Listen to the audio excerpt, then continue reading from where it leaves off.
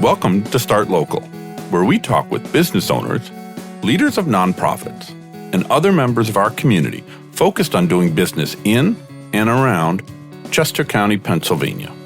Each episode will provide insight into the local business scene and tell you about opportunities to connect with and support businesses and nonprofits in your local area. The Southern Chester County Chamber of Commerce promotes trade, commerce, industry, and sustainable economic development while supporting a diverse and growing marketplace. The Chamber is proud to partner with the Start Local podcast to raise the profile of businesses and nonprofits throughout Chester County. Learn more about the Chamber at sccc.com. That's sccc.com. Hey, welcome to the Start Local podcast. I'm Liam Dempsey. I'm here again in the studio with Eric Goodmanson. Eric, how are you, good sir? I'm doing well, and I'm excited to talk with our guest today because we had the pleasure of touring his facility, and I'm always a very visual, hands-on kind of person, so anytime we get to do this in real life as well as in the studio, it makes me happy. Yeah, and I bet you our guest would remind us that it was visual and not hands-on because we probably shouldn't have been touching anything where they were, but I'll let our guest get into that more. Folks, today we are very pleased to welcome Scott Dolor. Scott is the Vice President of Operations with M. Davis & Sons. M. Davis is a local company focused on industrial construction, fabrication, and maintenance. We will hear a lot more about that as we get into today's conversation. But M. Davis has locations in Kennett Square and also in Delaware and Maryland. Scott, welcome to the Start Local podcast. Thank you for having me. Scott, it's always a pleasure to talk with you. I know we met at the Southern Chester County Chamber of Commerce years ago. I feel like time is moving quickly, but always a treat to get into more detail and find out what people really do in their day jobs. No, thank you. Scott, I shared that you're the Vice President of Operations with M. Davis. You've got facilities in Kennett Square, you're in Delaware and Maryland. And kind of at that overview, you do mechanical, electrical, fabrication of pipe and modular skids, controls and automation and engineering. For those of us who have really no idea what that means in real life, give us your 30-second elevator pitch. What does that mean if I don't work in manufacturing? Tell us about what you do and how you deliver products and services for your customers. Well, yes, that's a lot to take in. So to boil that down, we essentially design, build, install, and service custom industrial systems and equipment. Most of the facilities you see driving up and down 95 or through the area that look like big steam stacks coming out of the plant or a pharmaceutical plant, or where you see the food processing label you're used to seeing. We work in those facilities and build the processes and parts that go into them. It's really neat stuff because learning about how you make what you make is really also learning about how other people make what they make because they're using your stuff to make what they make. So it gets complicated and fun really quickly. Thinking about that, M. Davis & Sons is a family-run business, and listeners may be surprised to learn that it's 150 years old. So let's go back in time. Tell us briefly how the company got started and how did it get to where it is today? Yeah, so I probably don't have the exact history correct in my head, but around a little over 150 years ago, the Davis family started the business as a small tin shop out of the family garage and serviced the local paper industry, which was bigger back in the 1800s in this area. They grew servicing as the industry changed in the area. They continued servicing industry and grew the services from there, taking on new technology, new service lines as electricity became a more prominent part of industry. We brought that on. More recently, modular fabrication and manufacturing was the direction that the industry is going, and M. Davis has adapted to grow as the nation's grown. So you were, as we shared earlier, you were kind enough to show Eric and I around the Kennett Square facility, and we saw a lot of really cool metal things being made there. We saw power distribution panels for U.S. Navy ships and very sleek-looking, smooth, clean pipes that can go into food and pharmaceutical production facilities. You've got a great clean room. It looks really cool. So you've told us a little bit about what you make already in your Kennett facility. So I want to just ask you this. Tell us about one or two of the coolest things that you and your teammates have made in the Kennett Square facility in recent years. Yeah, so that's tough. Our Kennett Square facility is really the feed to the rest of the corporation. So lots of cool projects start there. Everything from Navy electrical distribution equipment, like you said, the pharmaceutical process piping, the beginnings of modular skids. One of my favorite things that we've built and is really neat was a distillation column that was about 65 feet long. And we assembled the entire process on its side and shipped it to Kansas, where it was stood upright. So it was actually 65 feet tall, and put into operation just around the beginning of the COVID era. So, timing was perfect because it was taking corn stock and making ethanol, which went into hand sanitizer, which, at the time was a big crunch on the nation at that point. So neat project, and it's just one of those big, things that you stand in front of and say, "Wow, that's really huge. How was that built?" And it's all the talent in house that puts that together, and they do it on a daily basis. On our tour of the Kennett Square facility, we saw a lot of big, expensive-looking machines used to make projects like the one you were just describing. So some of the things we saw, they would basically slice through enormously thick pipes like they were sticks of butter. Others would bend and fold and shape metal into electrical cabinets and other things. Tell us about M. Davis's approach to investing in new machinery. How do you keep appraised of what all these new machines out there can do, and how do you decide what to invest in? So, I'm wondering just, how that works versus, how do you decide what to buy that's fancy and new versus, what does a human actually have to spend time, handcrafting to make it work? Yeah, in our industry, it is a really tough decision because if you go out and you look around and you see new equipment, new pieces of machinery, you can get enamored pretty fast with the technology and say, "Wow, that's neat. I want that." And you really have to apply to what we actually need and what will enhance our capabilities here at M. Davis. And it's not to buy machines to have them replace what we're currently doing. It's always to enhance what we're doing and to do it better. Sometimes it's as simple as taking menial tasks and saying, that's not using the trades that we have in house at their best capability. So let's bring in technology to take that out of their hands so that they can further, enhance and further add to the value that we're selling with the talent that they bring to the table. So making the decision really comes down to, what is that enhancement and how does it benefit our workers here at M. Davis? Because, they have trained pretty hard and getting that skill set down, that's what they want to use. They don't want to do the things that really we could just have a machine push towards them and then they can show off their capabilities. We're going to get a lot of mileage out of this tour that you gave us, Scott, so thank you for that. Yeah.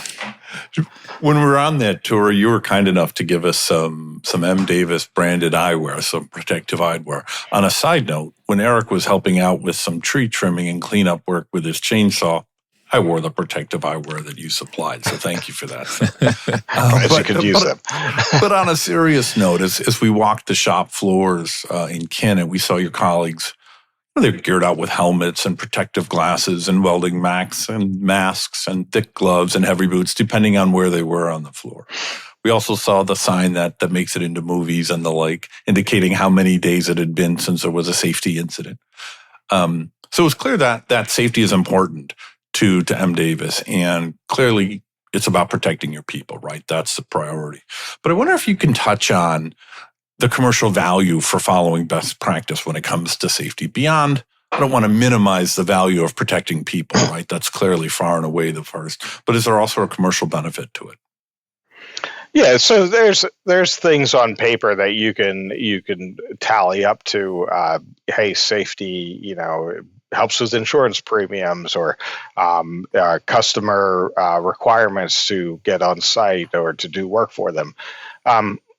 But not to drive it back to just protecting the folks that work here, but that really is the basis of everything, because what are we selling? And then we're selling that talent that works here, and without that, we don't have a company, so you can look at all of the other things that you can chalk up to safety and say, hey, there's some lower insurance premiums and there's some good PR around our numbers. But the bottom line is, if somebody injures themselves, we're down, we're out, and that financial impact, even if I take the people piece of it out, it is huge. It's like shutting the company door, when you hurt somebody. So that is really the bottom line. And along with that, you can associate safety with quality. If we're taking shortcuts with our safety, probably taking shortcuts with our quality as well. And those are really two core company values that we have, and that's safety and quality. We stand behind everything we do, and we stand behind our people. So we can't let either one of those things lax. Sticking with that training part of it for a moment, of making sure people are following the right safety protocols, you're also training people on just how to do the basic, nuts and bolts of their job. So tell us and talk a little bit about how that training effort there benefits the business and what kind of training you deliver to your employees outside of safety training. We keep a budget line for training, and that's not to track a cost. That's to track, really, for us, that's the investment. The more we can train folks, the more we can expand what capabilities they can bring to the table. So, the investment in the people is really how we view the training. We spend a lot of time making sure that we set time aside for the training, and we go as far as we've built areas within our buildings for training, and that's to not disrupt our production, but also to allow folks to still have that space to train. And twice a week here at the Kennett Square building, we've run free classes for our employees to come in and either enhance their training or to pick up new skill sets. So training is a big deal around here, and it's, to us, that's the investment that we're making. We talked on a previous question about buying equipment, and we get more mileage out of the training than we do the equipment. So we need to make sure that everybody's skill sets are honed and they're continuing with their training. And like everything, learning's a lifelong thing. It's the same for these guys in the trades. It's lifelong for them. They didn't just go through an apprenticeship program in 4 years. They know everything and retained everything. They continue down that path as they go throughout their career. They might be facing something they learned the first year they were in the trades. That might be on a project coming up. they want to go back in there and hone their skills on that and say, you know what, it's been 10 years. let's get behind the torch again and do something that we haven't done in 10 years. So Scott, that makes sense. Yeah, totally makes sense. Thank you for that. Over a number of conversations we've had on this show with former guests who lead businesses reliant on professionals in the skilled trades, we've come to understand that it can be pretty difficult, pretty challenging to attract the next generation of employees. And in advance of this conversation, I was reading on your website about your apprenticeship. Thank you, sir. Your apprenticeship program and your summer camps. How are you recruiting young people? What local schools are you working with? What organizations are you partnering with to make sure that the right young people are finding careers that match their interests and goals and show up perhaps one day on your payroll? So we try and start as early as possible. So we do partner with ABC. We partner with local schools. We partner with the Delaware Apprenticeship Program. We partner with the Chester County IU. We're trying to get exposure as the first step to getting kids interested in the trades, interested in manufacturing. And that starts at what we think is the high school, but sometimes it's middle school, getting them on that path. And what we've also learned is getting the parents involved, because we've all had it beat in our heads that you must go to college. And I'm not trying to bash college. I went to college, but it's not your only choice. And that had I been exposed to more things at a younger age, I think I would have felt more confident in my choices leaving high school. So we work with the Kennett School with the summer camp program. So that's one that is newer, where we're bringing in high school kids at their 11th, 12th grade year over the summer. It's a 1-week program. They come in and they get to experience everything from engineering all the way through welding, electrical, wiring. And what they're doing is they're designing and hands-on building a lamp. So they don't know that when they start, but that's where they end up. And they get to take a lamp home with them that they built, from doing the AutoCAD drawings on a computer to hands-on welding, wiring, pipe cutting, and they walk out the door with a nice-looking, industrial-looking lamp. So that's been successful. Most of the kids, I bet it has. Yes, most of the kids that come out of that program apply for a job here. So that's how successful that one is. Much better than me going to the school and talking, or any of the folks from here going there and talking. The hands-on really wins them over. They have an artifact, a daily reminder of that experience. And, to use a pun, it's like the light bulb goes off and they should apply at M. Davis. Yes, It's simple as that. But I know as we were walking through your plant, it's very clear that manufacturing, especially there at M. Davis, is a sophisticated operation, and your friendly staff was there, thoughtfully working. They were talking. They were engaged. It was not a boring assembly line. So, what would you say to one of those high school students or their parents that you were referencing in that last answer, as they're trying to make decisions about post-secondary education? Any particular guidance other than just letting them see it and experience it? And I think that alone can be an eye-opening experience that really sheds some light, again, pun intended, on the manufacturing process. Yeah, one of the big concerns, I think it weighs heavy with just about everybody that has a child graduating high school and potentially going to whether it be a trade school or a college, is the debt load that they're going to incur. And one of the things we try and let them know is that, hey, this is something that it's a 4-year program. You come out of high school, you come work for M. Davis, you get a paycheck, You go into the apprenticeship program. You have night classes for 4 years, but at the end of that 4 years, you have no debt associated with your education, and you've earned a paycheck over that 4 years. And you're starting at the end of 4 years at a pretty healthy salary level that starts you into the world with a piece of paper you can take anywhere, and also a high-paying career.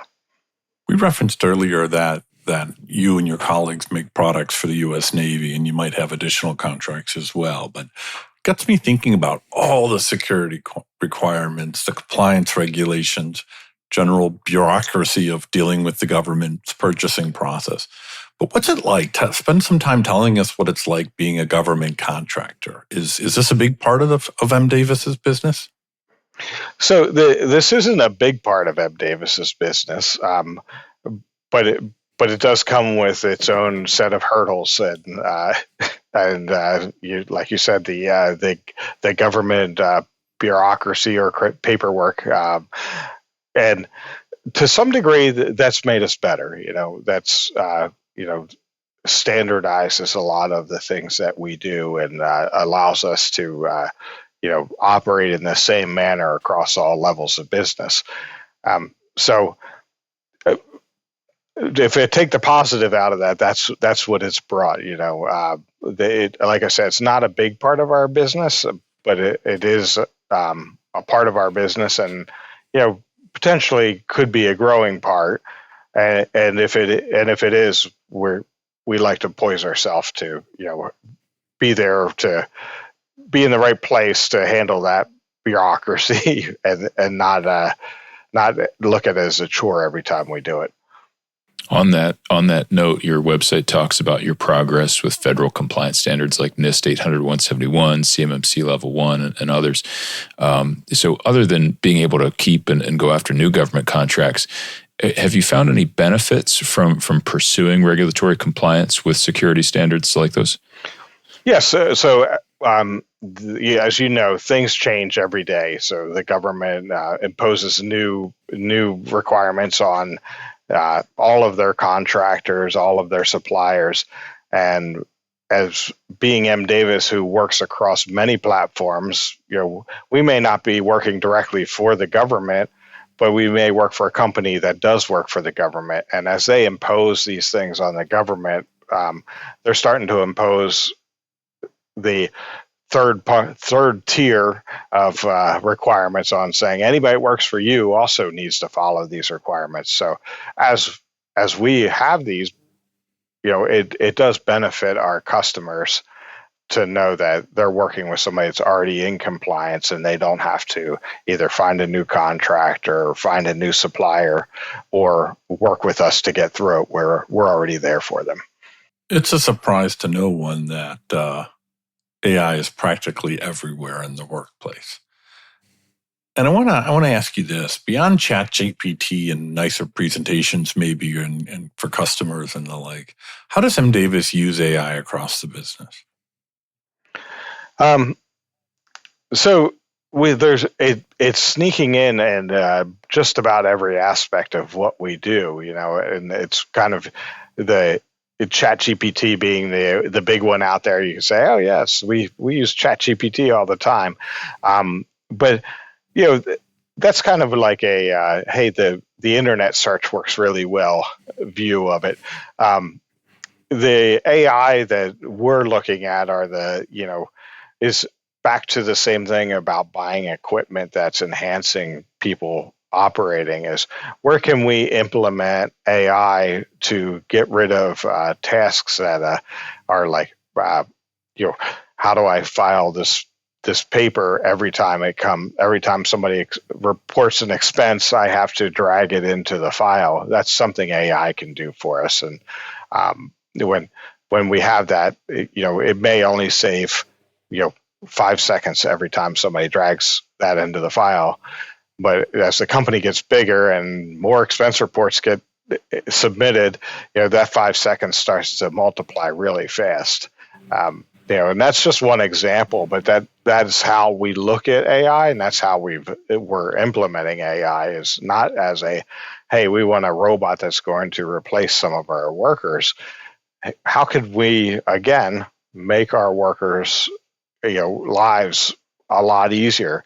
Because some of those types of tasks are what do stress people out. I have a whole stack of files that I have to get into the right file. When AI is taking care of that, they're free to think, and that's what we're paying them to do. Is think and use their minds, and let AI do those tasks that are just point and click type tasks. Scott, you're only a few months away from your 20-year anniversary of employment with M. Davis & Sons. That is an impressive achievement, particularly in 2026 with AI and everything else going on. You rose through the ranks of the company starting in 2007, if I understand, as a project engineer. Yeah. And in 2021, you were appointed as the vice president of operations. So I'm curious to learn if senior leadership was always a goal for you. And tell me what about M. Davis has held your attention and interest for so long. And maybe just to ask both those questions another way, what do you like about your employer that encouraged you to spend 20 years there? Yeah, it's hard to believe it's been 20 years. Yeah, that time just it goes by, as people say, in a blink of an eye, but it literally is a blink of an eye. I had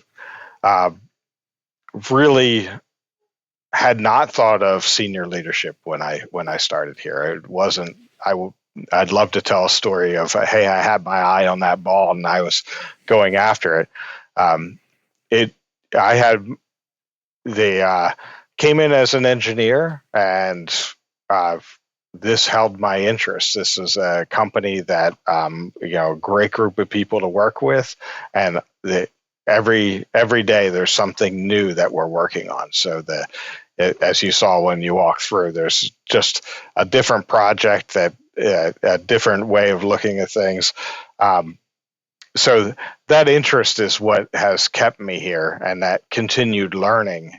It's you see a piece of the business and you got to learn more, and that's what got me to where I am. And I think a lot of people that stay here are in the same boat. It's like, hey, you know what? I may be here for as an electrician, but it's really neat to see how they make the pipe. And I want to learn how they do that. And it's really neat how they assemble a whole process. I want to get down to Newark, Delaware, and see how they do that part of it. And so I think that's really a lot of the interest is held, and then having the great group of people to work with is the other side of that. That keeps you here. It's like I said, it's really unbelievable that 20 years can go by that fast. Yeah, I get that part. Scott, I have a follow-up question on that. If an apprenticeship graduate comes in as, for example, an electrician, and they're working and they're doing great work, and they keep looking at the pipe setup and the machines over there, and they say to their manager, hey, can I spend an afternoon playing with the pipes and learning about that? How does M. Davis support what you've just talked about, the ability to learn about other aspects of the business? And maybe, I love electrics, but pipes, wow, that's so much better. You get metal and all the hydraulics and all the things. I want to go do that. How does that work at M. Davis? So we encourage folks to start an apprenticeship and finish an apprenticeship. Sure, so that's just to kind of keep you on track, so you end up with an apprenticeship when you're finished. But at M. Davis, we do encourage people to follow their interests, but we also work around our business needs. So you can imagine that it's not as simple as just go ahead, start working over in the pipe shop. But that being said, I can't count how many folks have come in under one apprenticeship program, completed that apprenticeship program, and then jumped into something else because of that interest. And what we do is we work with where the need is. So when they're the project need rises and we can pull somebody off of the electrical group that has an interest in going into the mechanical group, we start getting them in there. But again, it comes with communication, and we have a review process. So we encourage folks to speak up at the review process and say where you want to be, because then we'll get you on that track. And it doesn't lock you in, but it does help us guide you there so that you're not sitting over with the electrical group wondering what it's like to build a pipe. So yeah, thank you for that. Eric mentioned that we met you through the Southern Chester County Chamber of Commerce, and you currently sit on the board of directors for our chamber, of which we are a member and a partner. So we've talked a lot on this show about the value that a business or organization can garner from chamber membership. So I don't want to focus on that. The question about it is really more about you as a business leader. What do you get at a kind of personal/professional level? What do you get out of your leadership role on the chamber's board? Yeah, the chamber is a great way to network, and I don't think anybody can dispute that. Working with the chamber, I've met great folks like yourselves and other businesses local to the area, but really getting in on the board and with the board of directors is helped me. I'll say work with, I'll call them mentors, other leaders in our community. They're business leaders. They're folks that you build a strong relationship with, and we can face hurdles together instead of just in isolation. So when there's a change in Chester County, we can all talk about that, and that's pretty obvious. But also when I have challenges within my own job, now I have a network of friends that I can lean on and run things by, and I hope that they're doing the same for me. So. I love that aspect of the chamber because, we're IT and cybersecurity experts. So I routinely get calls, about like, hey, this just happened and they want to run something by me really quickly, whatever it might be, whether it's a security issue or a techie issue or whatever. And likewise, if I have a plumbing issue or a financial issue or something, there's a no shortage of people I can call in my Rolodex to ask them a quick question as well. And then, of course, when there is more serious work to be done, there's a whole lot of people that are available there and willing and open to help with a verifiable reputation, which is really nice. So I definitely appreciate your answer there, Scott, and I'm right there with you. But I want to go back to your company, M. Davis, a little bit because we've talked a lot about the manufacturing process in this interview. But I want to talk about vertical integration because we may have sold your company short a little bit so far in the sense that you don't just make stuff, you also offer design and service work. So are you typically making what you design and servicing what you make, or how would you describe those other aspects of your business? Yeah, so you're right in that aspect of we make what we design and we service what we build. But a big part of our business is servicing what we don't build. So we have strong relationships with our customers, and they call on us when they have needs, and that whether that's servicing anywhere from an industrial boiler to a process line that is not operating correctly for them, and that we have the team of engineering to go in and design that fix for them. So we aren't an engineering design house where there's 50 to 100 engineers working here, and that you're going to bring whichever napkin sketch to us and we're going to design your whole plant for you. But we do have a strong skill set within our engineering group, and they can take that napkin sketch and add on to your plant or fix your process. So I'm glad you brought that up because, yes, that's often an overlooked portion of our business. It's one that customers that have relationships with us lean on, but often under advertised. So it looks like a lot of what you produce is custom, right? So if you're going to design it and then you're going to build it, it's all custom. And when it comes to custom, I expect some of it is maybe on the smaller side for what you do. And you told us about that 65-foot tall pipe tower that you created in the early days of COVID and the like. So I wonder if you could tell us a little bit about some of the smallest things that you have produced for some clients. And then in addition to or aside from the really big 65-foot tall piece, what's the biggest thing you've designed and built? Yeah. So on the smaller side, one of the things that was going through our shop just today was a small bracket that needed 2 quick welds. So if you can imagine something you fit in the palm of your hands and probably took about a minute's worth of work, that's the smallest. Is that just like helping out a local business whose garage door wasn't closing correctly kind of thing? So yes, we often will do things like that. So, through the chamber, if somebody reaches out and say, hey, just have this bracket that it isn't working right. We could quickly fabricate something for them and hand it over, and it's helping out the community. This particular one I'm speaking of was just a customer came to us with a need and said, "Hey, can you get us one of these and let's see how this looks." So small is not a problem for us, and we're not going to shy away from small projects. Big projects, we don't shy away from those either. So, we kind of shoot for the stars and hope we can land somewhere in the atmosphere.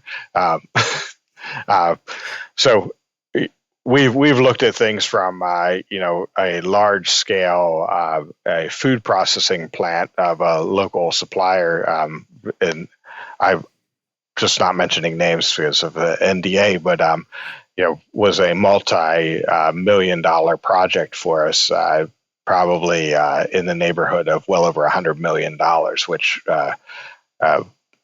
could easily double the size of our company. We looked at that, and we strategically look at projects like that. So when I say we're aiming for the stars, we're not just willy-nilly, going after large projects and saying we'll figure it out when we get it. We sit down and systematically go through what is our capability, what is our capacity, and can we as a team get this done, and involve the entire team in that process. So it doesn't always work out that we get those projects, but we do go after them, and we do have the in-house capability to really accomplish it, and we make sure of that as we're bidding that process. Let's stick with Kennett for a moment. It's a fast-growing area with deep roots in agriculture, equestrian pursuits, and a strong presence with finance and energy. Plus, it's just a fun town. So what prompted M. Davis to invest in such an impressive facility there, as opposed to putting it in maybe one of the old steel towns in the county that has a lot of manufacturing presence like Coatesville or Phoenixville? Yeah, so you did mention Kennett. It's a fun town. It's great, and those are all positives to being here, but they weren't the reason why we ended up here. The reason why we ended up here was really we knew we were growing. We knew we needed to invest in a new facility to expand our business, to take on what we saw as growth in our business. And we began our search looking throughout the area, throughout Delaware, Maryland, Pennsylvania, and what really honed us in on Kennett Square was the availability, and two was the proximity. So we were positioned in Wilmington, Delaware, and as I said, I think numerous times in this interview, that our people are our business, and moving far away from our people doesn't work to maintain that business. So had we moved to Phoenixville from Wilmington, Delaware, we would have lost a large portion of our people. So it was definitely a consideration when we were moving, and Kennett Square fit that bill, being very close to Delaware. It didn't impose such a hardship to move to a new area. Now, no one likes change. No one wanted to move out of any of the buildings they're doing. It's like, I know my commute, and I don't want it to change. But we did it, and we tried to help folks out with their commute any way that we could. And once folks started making this commute to Kennett, I think they started to really appreciate the area. And, who could ask for anything more than driving through Longwood Gardens on the way to work every day? So there's definitely worse ways to have to get to work. You are right, yes. sir. Yeah, there's lots of good takeout food on the way to and from as well. Exactly. That's specific to Kennett. So yeah. It often surprises people to learn really how high-tech the mushroom industry is. They're also surprised that it's all indoors. But anyway, we'll just focus on the high-tech part for now. But the technology is required to maximize both safety and efficiency for the indoor agricultural operations of growing all those mushrooms.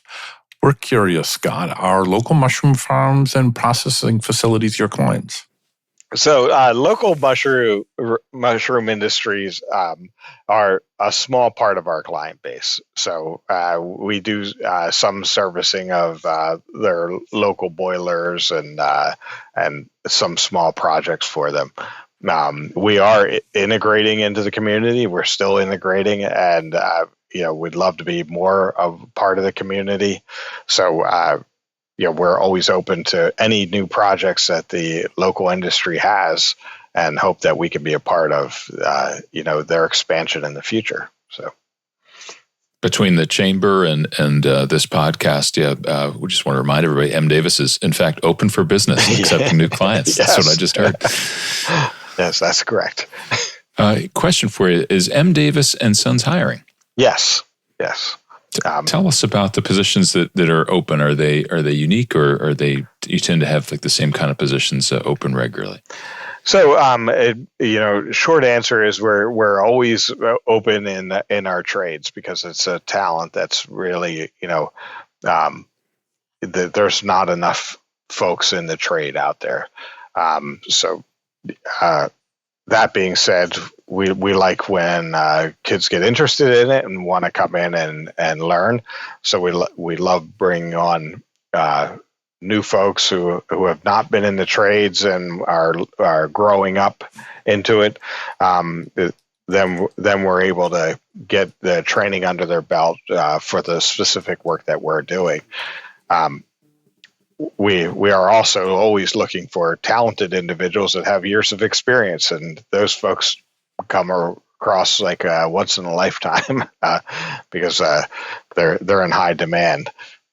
And then we always, as with any business, there's other jobs. It's more than just just welders and electricians. There's folks in engineering that we're always looking to bring in some new engineers. Just throughout business and nutrition, we may have an opening in accounting or HR, or so we always have our feelers out there. We just brought in a new person into our marketing department, so that position's filled, but there's always new ones coming available. Where do you post these openings? Do you have a careers page on your website, or do you have a particular service or recruiting firm you like to use? So we do a multi-prong approach. So we will take applications on our website, and then we've kind of funneled those folks into a direct connection with HR. But we go everywhere from we'll post on LinkedIn to the Indeed website. And then we have relationships with some of the local recruiters as well. So, Scott, I'm wondering if you can name a local business or nonprofit that more folks should know about. There's probably several in the area that come to mind when you ask that question. We'll allow a few. Okay. I guess working with the local businesses, one that comes up is the garage in Kennett. It's a chance for young folks to find a career path and get employment. So that's definitely one I think that's underrated or under publicized in the community. The other one I think that really helps folks out is moving to the lower end of the county is the Silo in Oxford. Helping out with folks in need and getting them fed and it's a good chance for folks to volunteer. So those are the two that come immediately to mind when you ask that question. And again, it's about strengthening Chester County and helping everybody kind of get that next leg up. Thank you for those suggestions, Scott. Yeah, I agree. There's so much really about community, and the more we can build that community together as business folks or as nonprofit leaders, the better we will all be, no doubt about it. How can the local community support you and M. Davis and Sons? Yeah, so we're really happy that we're here and part of Chester County. This is a place I grew up, and so it definitely links me back to home. But the community, where the community and us really connect is through engagement with that workforce.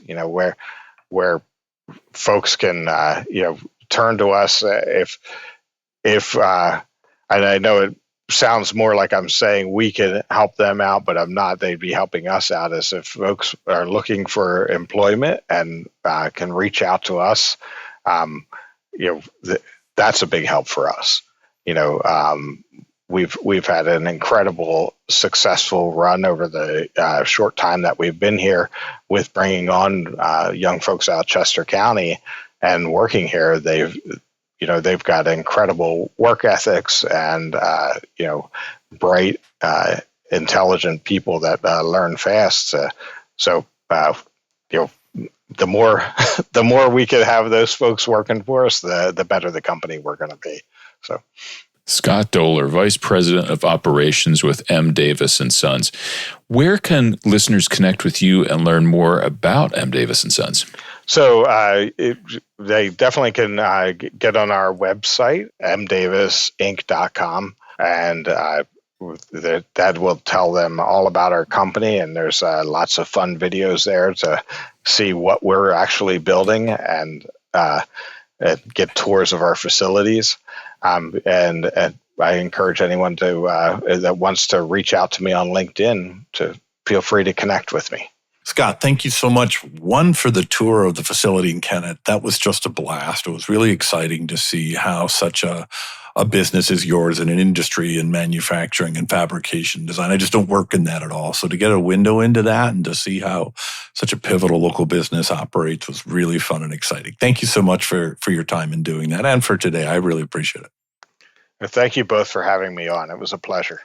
Thank you, Scott. I really enjoyed our time today. And thank you also to my co-host, Liam Dempsey. I'm Eric Goodmanson.